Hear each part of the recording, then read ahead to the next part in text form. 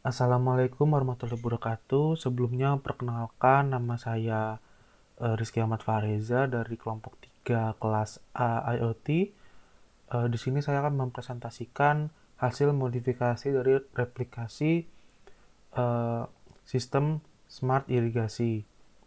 Nah, sebelumnya kelompok kami membuat replikasi smart irrigation system yang bisa terlihat di layar ini. Nah, jadi sistem ini akan bekerja tergantung dari suhu tanah yang terdeteksi.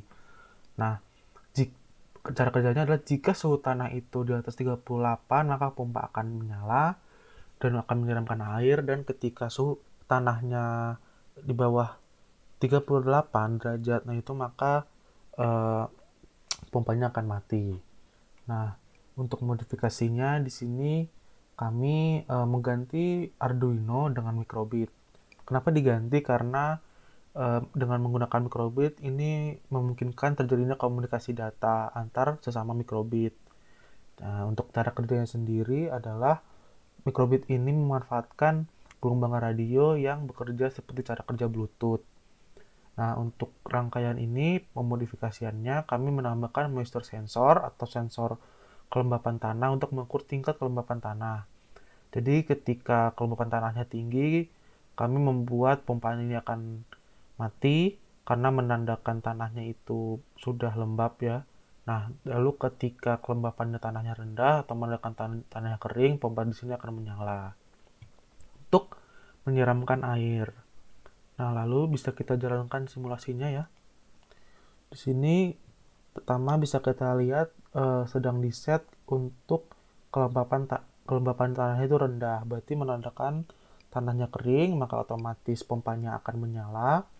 Dan kalau kita lihat di sini di Arduino merah, LED-nya itu membentuk seperti ritikan hujan ya, turun-turun gitu. Nah, itu tuh melambangkan sedang terjadinya penyiraman.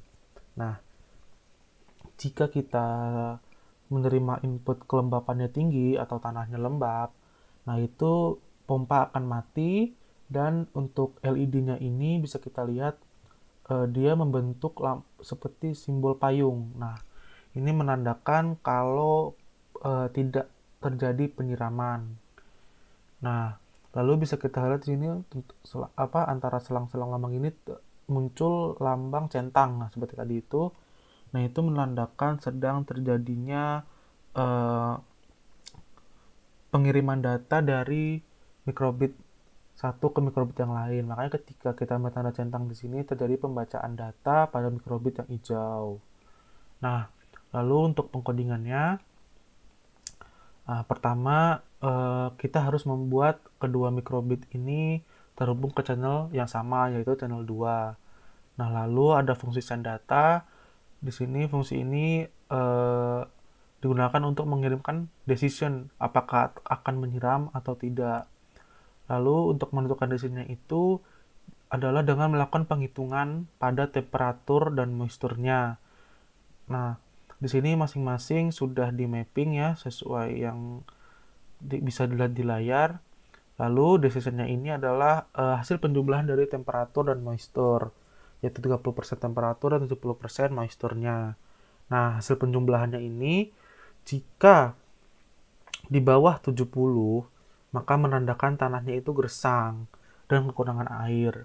Maka kita mengset pinnya ini menjadi high atau kita lambangkan dengan sini 1, sehingga pompa di sini akan menyala. Bisa kita lihat di sini. Nah, ini pompa menyala, dan ketika eh, dan untuk else-nya atau jika hasil penjumlahannya itu tidak sesuai dengan di bawah 70, maka pin akan diset menjadi low atau 0 dan akan mematikan pompa dan juga mengeluarkan ikon payung. Kita bisa lihat di sini. Ini kita set ke lembapan tinggi, maka di sini pompa mati dan memunculkan lambang payung. Nah, lalu di sini bisa kita lihat ada tick ya. Nah, ticknya ini setiap 5 kali tick itu maka data akan dikirimkan dari mikrobit yang merah ke mikrobit yang hijau. Nah, eh, sekian presentasi dari saya terkait modifikasi smart irrigasi system. Lebih kurangnya mohon maaf. Wassalamualaikum warahmatullahi wabarakatuh.